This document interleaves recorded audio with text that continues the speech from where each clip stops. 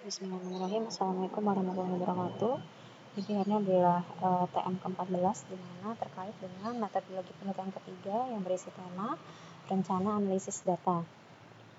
Jadi di sini saya akan banyak dulu menyajikan bentuk-bentuk penyajian data dengan berbagai macam tabel, grafik, dan saya ingin membangun pemahaman Anda bagaimana perbedaan penyajian data nominal, ordinal, interval, dan rasio. Jadi di sini kita tahu bahwa kita punya dua jenis data, ada kuantitatif data dan kualitatif data. Jadi kuantitatif data adalah sebuah data yang ditampilkan dalam bentuk numerik, ya.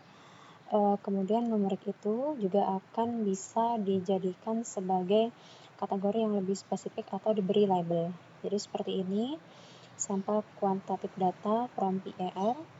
Jadi di sini ada usia anak di bawah setahun, 1 tahun, 2 tahun, 3 tahun, 4 tahun, 5 tahun, dan lebih tua. Nah, jadi ini adalah kuantitatif datanya, ini adalah labelnya. Yang berikutnya adalah saya punya data prosedur dan metode, di mana kalau untuk menganalisa data kuantitatif itu ada dua prosedur. Yang pertama adalah summary measure, ya. Kemudian ada yang variance measure. Jadi ini dua jenis basic yang paling sering digunakan. Jadi contohnya summary measure itu adalah ini termasuk pada ukuran-ukuran pemusatan.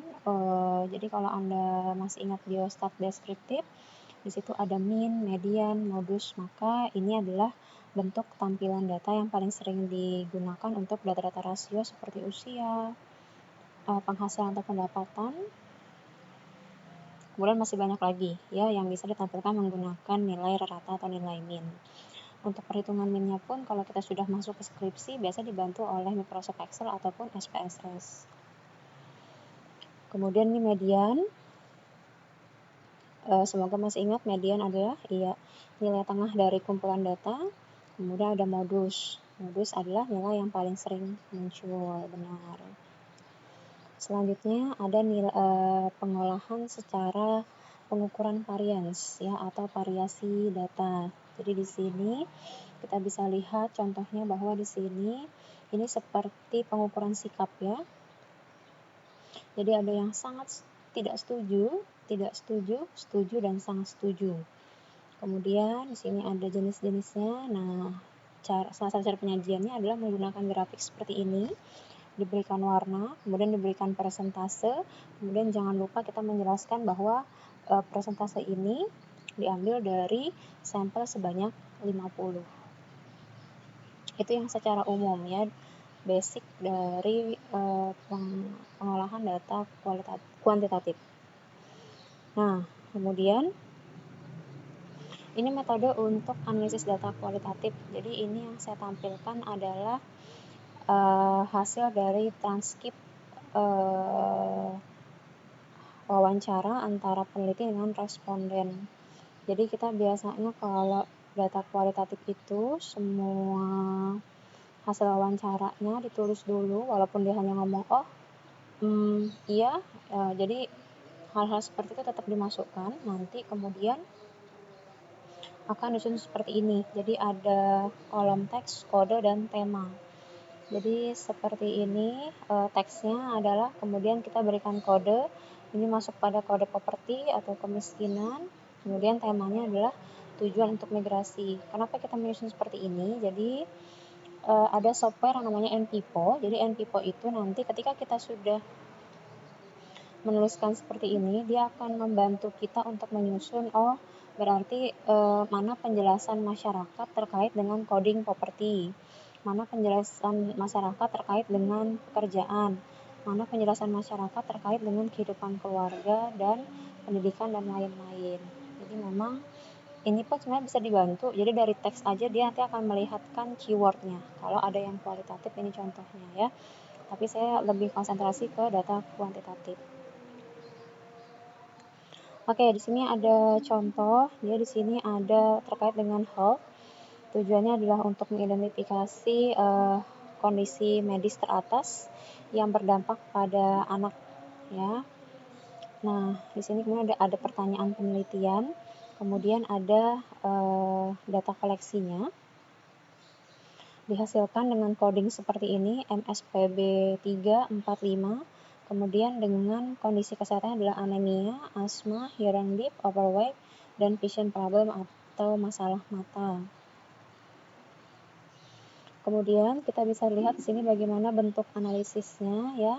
Di sini diterangkan secara garis besar adalah akan ditampilkan dengan menggunakan persentase, kemudian ditampilkan berdasarkan tahun dan hasilnya seperti ini. Jadi jumlah anak anemianya itu ditampilkan dalam bentuk persentase, asma juga, hearing deep juga, kemudian berapa tahun, dan kemudian ada ratanya. Di sini ada total of years dan average. Nah, ini adalah salah satu deskripsi analisis data untuk deskriptif atau univariat. Kemudian ini masih sambungan yang tadi ya. Di sini dia mencoba merankingkan data dari yang tertinggi sampai yang terbesar. Ini juga masuk pada analisis deskriptif. Kemudian di bawah tabel itu atau di bawah penyajian datanya, jangan lupa kita akan selalu memiliki deskripsi terkait interpretasi dari tabel-tabel yang sudah ada ya. Oke, kemudian contoh lagi satu. Ini ada datanya dan data analisis lanjutannya ya. Jadi terkait dengan estimasi atau memperkirakan jumlah migrasi yang eligible. Di sini ada tabel 1, perhitungan average-nya ya, perhitungan average-nya masih manual, tapi sebenarnya kita bisa tidak usah manual karena ada Excel dengan SPSS. Nah, kemudian adalah bentuk penyajian tabelnya. Jadi ada yang judul tabel itu di tengah, kemudian ini judul analisisnya ya, utamanya number of family with children in program. Ini kategorinya tahun 1, tahun 2, 2004 dan 2005. Kemudian ada totalnya, kemudian di sini dia menghitung rata dari total tahun 2004 dengan total tahun 2005 dibagi 2 menjadi kita memiliki average-nya atau rata-ratanya. Oke. Nah, di sini ada bentuk-bentuk analisis data numerik ya. Jadi seperti harga, frekuensi, karakteristik fisik. Jadi Anda bisa menganalisisnya menggunakan korelasi. Jadi korelasi adalah sebuah teknik statistik untuk menentukan seberapa kuat hubungan antara dua atau lebih variabel. Kemudian ada table cross tabulation. Nah, cross tabulation ini berisi frekuensi dari dua variabel. Jadi misalnya jenis kelamin dan frekuensi kehadiran di sekolah. Jadi langsung dijadikan satu dalam satu tabel itu. Jadi saya bisa mengetahui informasi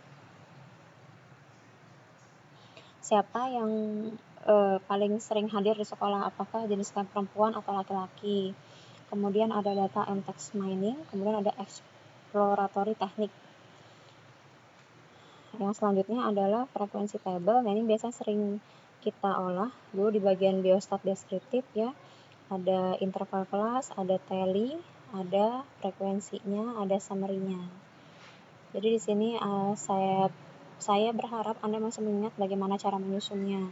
Kemudian ukuran pemusatan, nah tadi kita sempat bahas di awal, ukuran pemusatan untuk menjelaskan data itu berpusatnya di mana.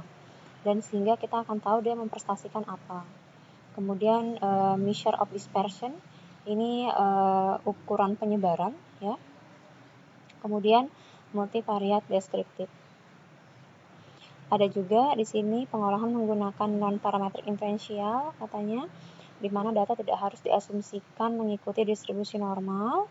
Kemudian ada inferential parametrik, di mana data itu harus mengikuti asumsi-asumsi parametrik seperti normalitas, varians homogen, dan lain-lain. Kemudian summary statistik dan time series analysis ini biasanya untuk penelitian forecasting atau peramalan. Nah, Ini adalah sedikit cara simpel untuk kita menentukan data kita itu bisa diolah menggunakan apa. Jadi di sini ada dua tabel parametrik, non parametrik. Apakah distribusinya diasumsikan apa distribusinya normal atau tidak, kemudian apakah homogen atau tidak, jenis data atau skala datanya rasio interval atau ordinal nominal, hubungan datanya independen atau apapun, usual central measure-nya atau pengukuran pusat datanya menggunakan apa, min atau median, kemudian tesnya. Kalau dia normal, homogen, rasio, Anda bisa menggunakan Pearson, ya. Kalau dia pengukuran yang bebas, kemudian dia dua grup, artinya grup misalnya antara jenis kelamin perempuan laki-laki, maka menggunakan independent t-test. Kalau dia kelompok bebas, kemudian lebih daripada dua grup, Anda bisa menggunakan one way ANOVA. Selanjutnya, masih dengan asumsi normal dan homogen skala data rasio, tetapi di sini dia pengukuran berpasangan, ya. Ada dua kondisi yang diukur, maka dia masuk R t-test. Kalau dia pengukuran berpasangan tapi lebih daripada dua kondisi, maka dia menggunakan repeat measure ANOVA. Nah, kemudian di sini ada uji penggantinya.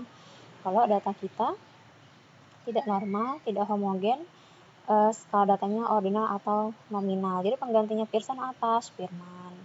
Penggantinya independent t-test apa? Mann-Whitney. Penggantinya ANOVA one way apa? Kruskal-Wallis. Penggantinya per t-test apa? Wilcoxon-Saingrang test. Penggantinya ANOVA repeat measure apa? Friedman test. Ya, ini salah satu sedikit cara untuk memberikan Anda petunjuk Anda milihnya seperti apa.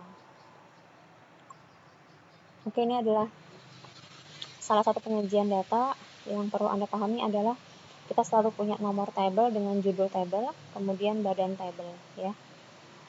Ada nomor, ada kategori, di sini juga ada kategori yang berisi dengan ini biasanya nilai frekuensi atau nilai persentase. Ya, kemudian di sini, nah, salah satu contoh bagaimana cara memilih uji. Di sini secara garis besar atau secara umum faktanya adalah kita mengumpulkan data dari 10 perempuan dengan 10 wanita dengan menggunakan skala homofobia, ya.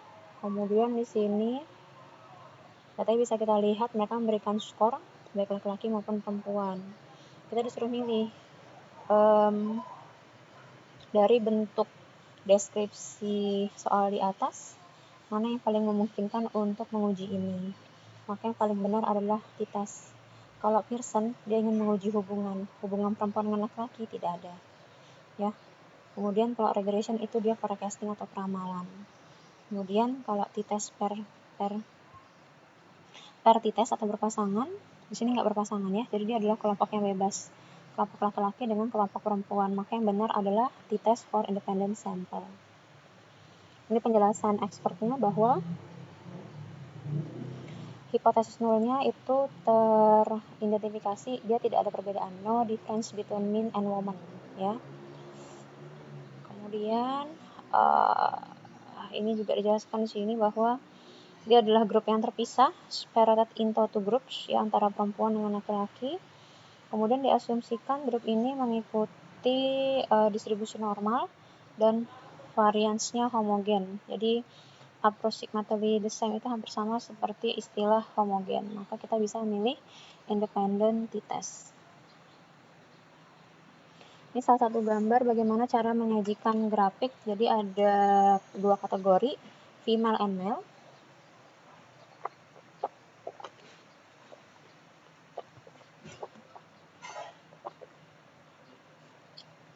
Kemudian ada persentasenya.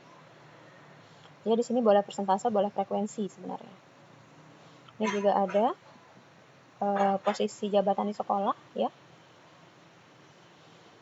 Ini juga salah satu bentuk penyajian grafik yang juga menarik, di mana cukup banyak keterangan menerangkan kalau warna itu menerangkan level apa saja.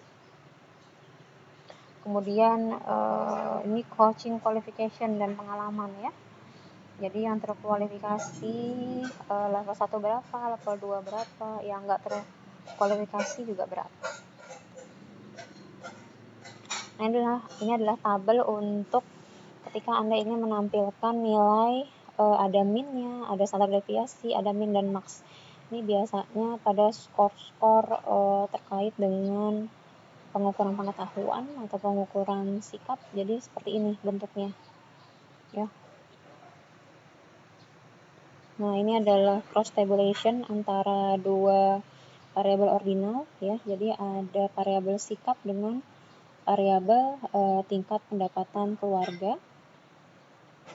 Ini cross tabulation dari dua variabel nominal, ada region ya, dengan region price affected by crop.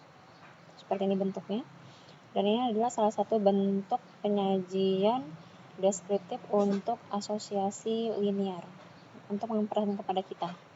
Ini agak jarang digunakan sih, tetapi ada penelitian tertentu yang ingin menggunakan atau memperlihatkan ini, sehingga meyakinkan kembali hasil penelitiannya. Ya, ini juga ada contoh-contoh penyajian tabel. Jadi ada nomor tabel, judul tabel, badan tabel, kategori, dan ya ini jangan dilupakan ya, interpretasi di bawah tabel. Baik. Sekarang saya menerangkan bahwa pada bagian penyusunan rencana analisis data itu ada dua hal yang perlu Anda tuliskan. Yang pertama analisis data deskriptif atau analisis data univariat, di mana yang pertama menjelaskan komponen variabel bebas dan tergantung, atau untuk desain eksperimen menjelaskan faktor dan perlakuan. Jadi contohnya seperti ini. Data yang akan dihasilkan dari penelitian ini adalah berasal dari variabel bebas, yakni pengetahuan dan sikap terkait diare, dan kejadian diare sebagai variabel tergantung. Pengetahuan dengan skala rasio, sehingga akan disajikan per rata atau min pengetahuan, skor pengetahuan terlahir tertinggi, dan disajikan dalam bentuk tabel frekuensi. Kejadian diare memiliki skala nominal dengan kategori iya dan tidak, sehingga akan disajikan dalam bentuk tabel kategori dengan nilai frekuensi dan persentase dari tiap-tiap kategori. Jadi ini cukup menggambarkan dan memperlihatkan kepada kita nanti para penguji bahwa Anda sudah punya rencana, Anda sudah tahu akan disusun seperti apa. Dan tadi saya sempat ngecek bab 3 Anda, ternyata Anda belum menyusun definisi operasional.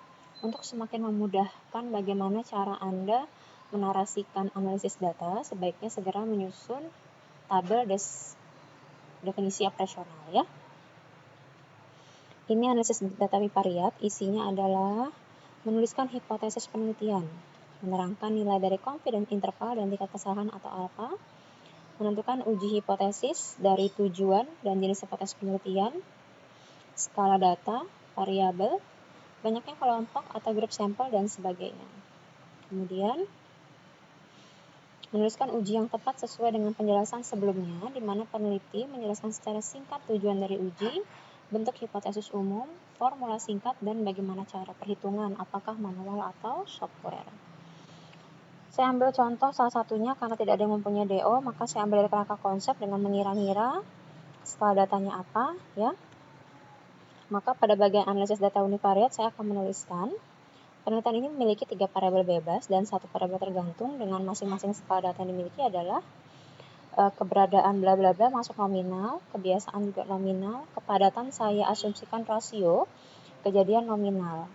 Berdasarkan skala data yang dimiliki, maka ada 3 variabel yang akan disajikan dalam bentuk tabel kategori dengan nilai frekuensi dan persentase. Sedangkan data dari variabel kepadatan akan diolah dengan menggunakan nilai ukuran pemusatan seperti min, modus, nilai minimum dan maksimum. Kemudian akan ditampilkan menggunakan tabel distribusi frekuensi.